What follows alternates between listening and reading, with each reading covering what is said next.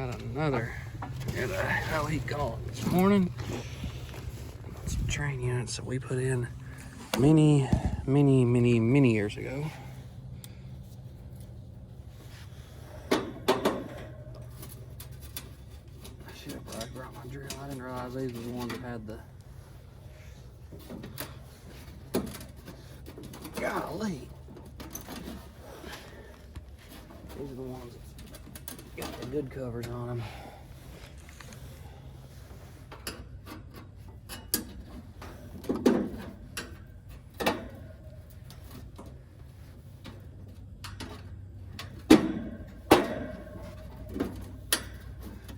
Golly, what's holding that? I guess nothing. I guess it's just been a while since that's been took off. Ooh, but look here though. That would have been real nice to find in about the middle of July.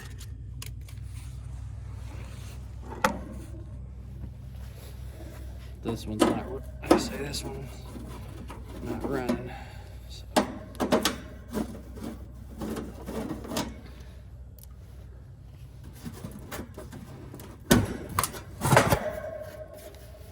That's not what I like to see at all.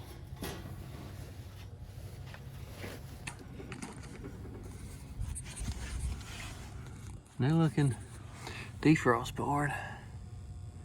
Contactors pulled in, so I hope this ain't what I think it's about to be.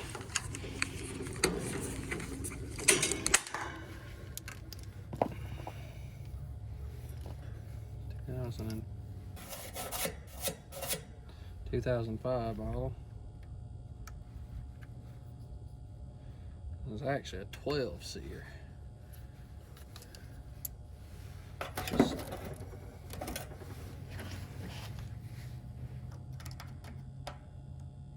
nothing.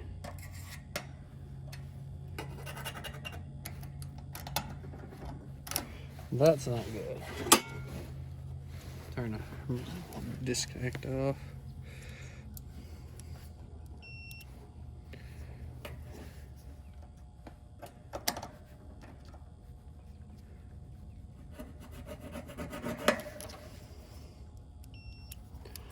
Let's see here, let's just, before I go any further, we'll just unhook our compressor wires.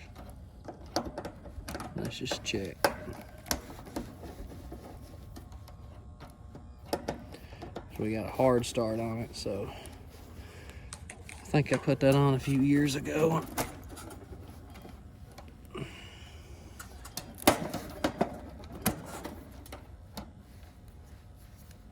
Just for the heck of it, let's just check these and see what we.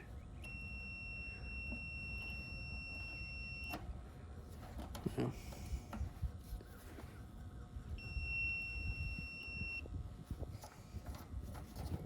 Just for the curiosity of checking them. All right.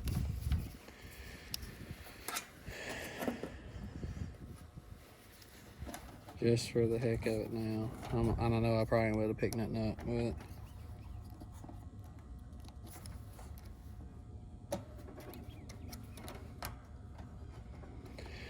Nothing, so I'm gonna go get a bag off my truck. It's gonna have what I need in it to do some checking. And I'm gonna go ahead and put this meter back up at its little home and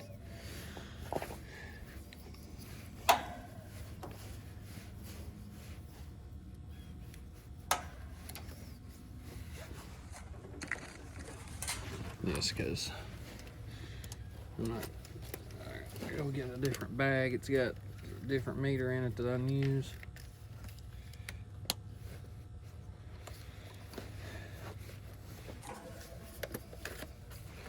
Let me go get it right quick. Yeah, I remember changing this defrost board a few years ago, and I think I actually added that to it as well. Because I remember the compressor wouldn't start. You know, let's go get that. All right.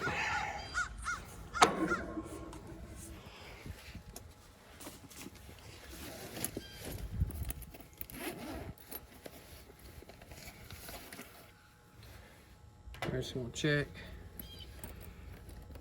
Let's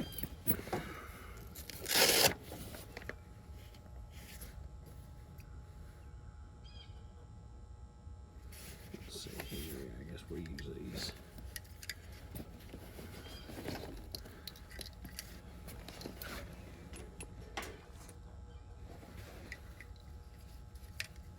Let's see here.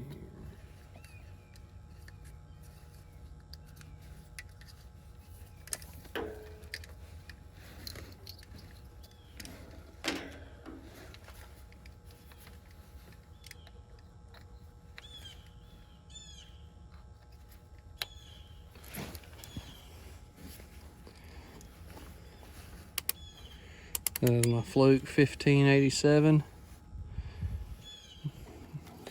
multimeter, but also insulation tester as well. So, tell you what, we'll hook it back up to our original ground.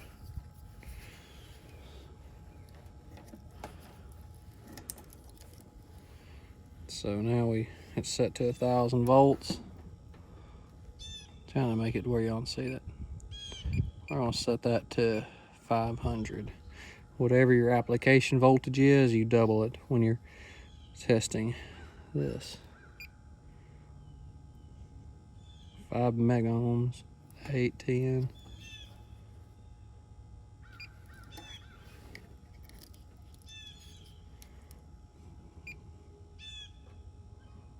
.7, 8.5.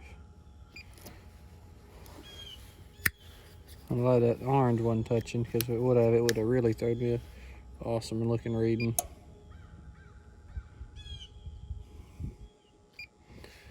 And it's not, so that's looking low.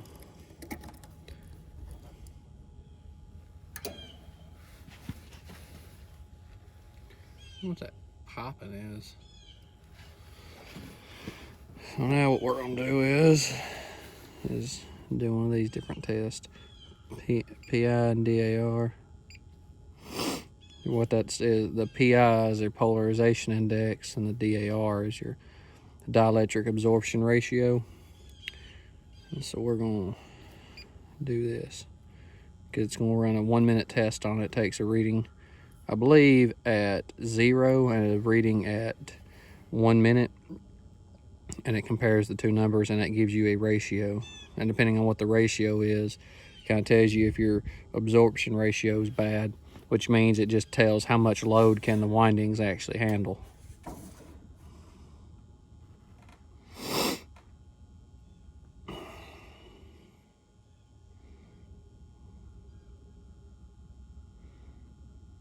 And it's staying steady at 9.9 or 10.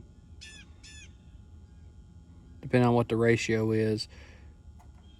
You know, if you have a ratio of like 0, that means the windings probably aren't any good.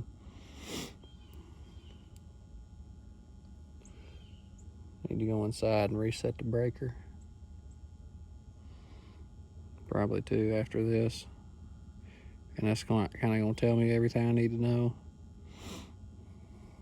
So we had a ratio of 1, which means it's not absorbing any of the load that gets in the windings. So, and I may not be explaining that the right way, but I'm doing it the best that I know to explain it.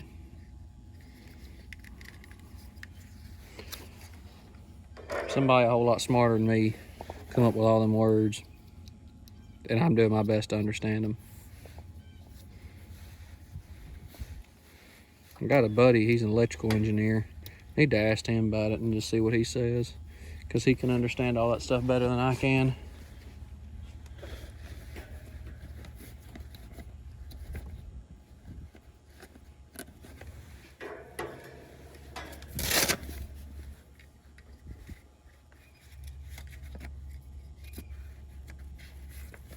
So let's go reset that breaker. So I've got our disconnect off. And right quick, let's just go ahead and hook our stuff back up.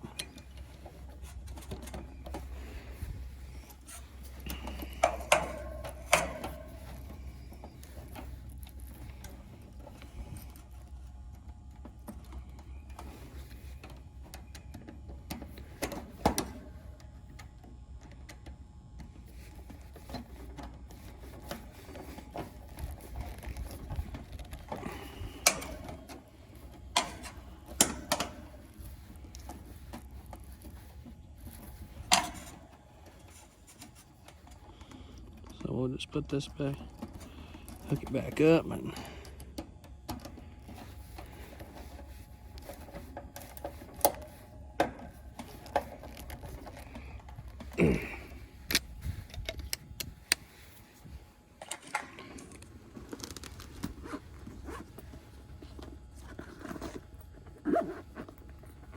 so let's go reset that breaker.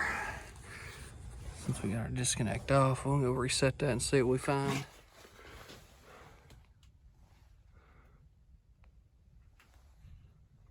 Let's see, I think it only has a 40 amp breaker on it. Let's go back outside. So, disconnect's back on. So now, let's our other meter. First, let's look at our data plate. 148 lock rotor amps. So, no, a Fluke 376 FC.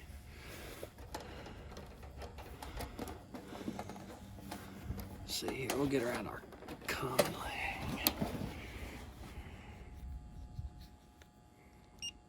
Inrush.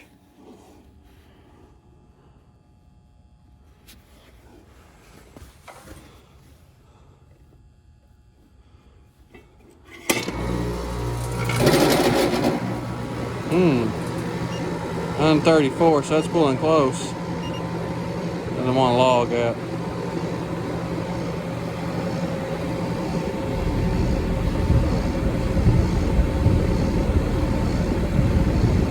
Well, it's sure fired up, but it still pulled a good bit of amps starting. So.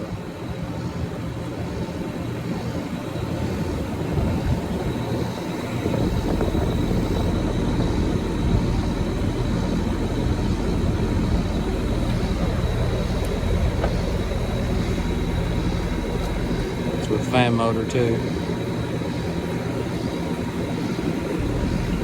So, well. Now, here's what we need to do. We need to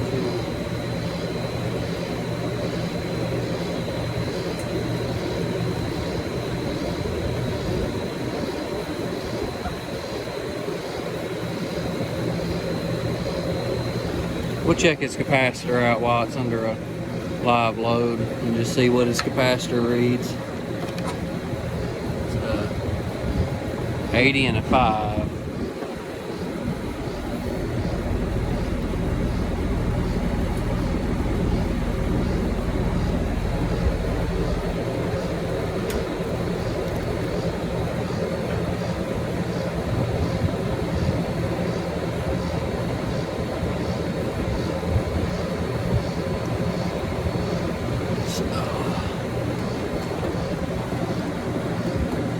Reading 10.7.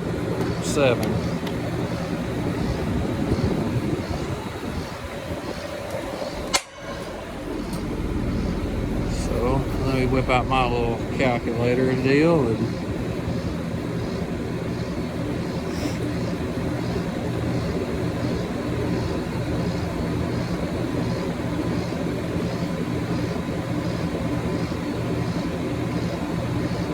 two, 6, 5, 2.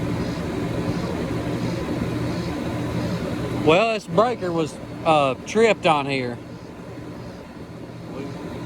Anyway, back to what I was saying. Now we're going to divide this by voltage across our common and hermetic.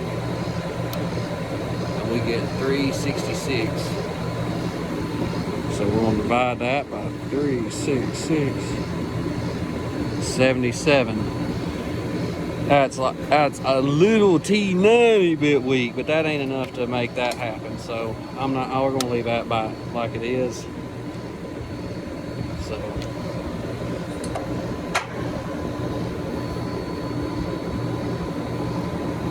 let's put these leads back up. Man, homeowner come out to see what we had found.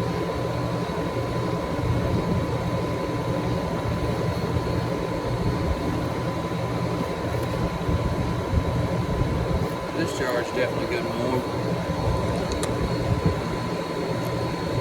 Just for the sake of it, let's just check it.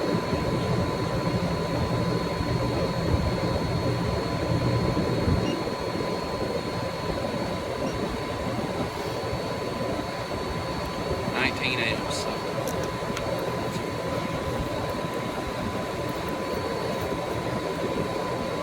So put this panel back on.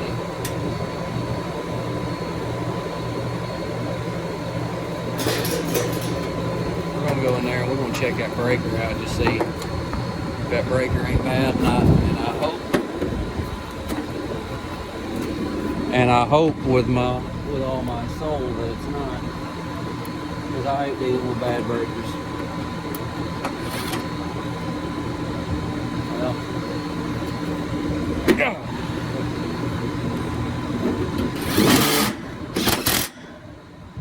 I brought the drill around here because I know I'm going to have to take the top off this condenser. Look down in by the compressor, but it sure made an awful sounding noise when I first cut it on, so it may be something to do with that.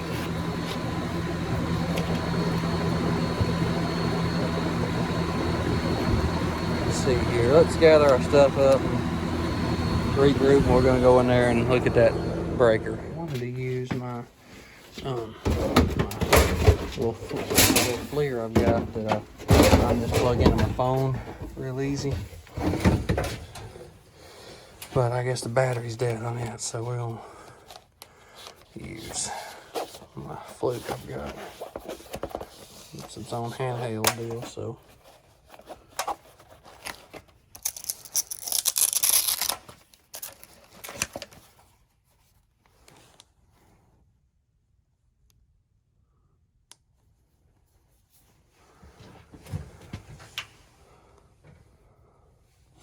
It's going to be hard to hold two devices at one time, so we're going to do what we can. Probably going to turn my light off so that way I can let you see a better image through the deal.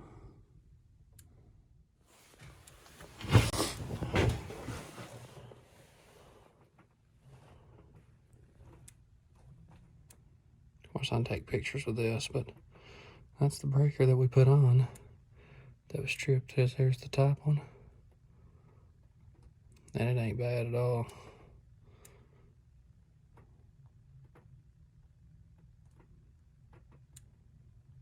So probably take a picture of it and just let y'all see what it looks like on the screen. Well, we didn't find anything wrong with the breaker, and I have to upload my pictures through the Fluke app, so I wanted to use my FLIR, because the FLIR, at least you could, I could video it with the FLIR. You can't video with that Fluke. I'm sure there are some Flukes you can, but not for a decent price. So what we're gonna do now, since it's run here a couple minutes,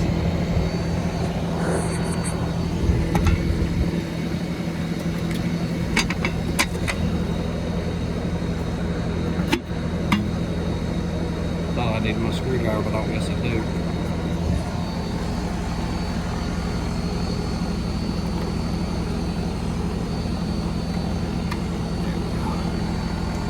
Set that one to that.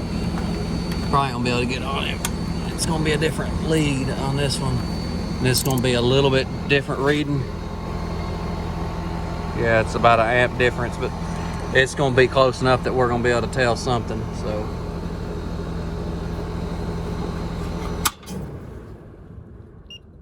Set that one to inrush. So let's just check to see. Let it give it a few seconds to kind of equalize.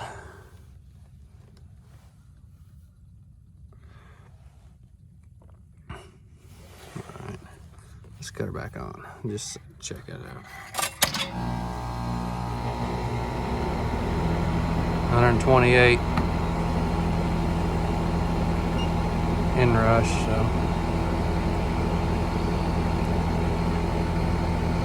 Well, basically the same.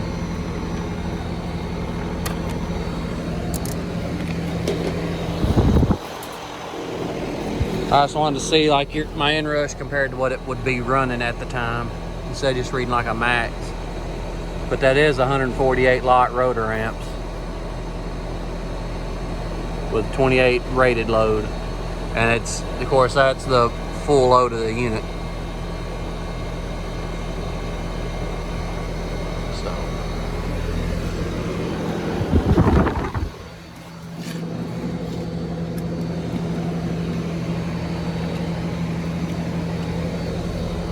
But we didn't find anything wrong with our breaker, so I'll tell you, these are some awesome disconnects. Just been able to not even open it up, just to cut it off is a great deal. But that's all we could find, so. But it is possible that it pulled too many amps starting, because it's pulling 128 starting right now. And it is possible it did seize up.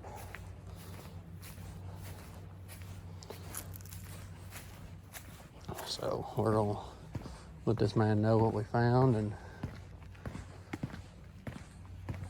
just let him know that that compressor's probably not gonna last, you know, a long time. I mean, I'm saying that, and Lord, it'll probably make it another 2 years, and it might make it another 2 days. So you can't never tell. You just can't never tell.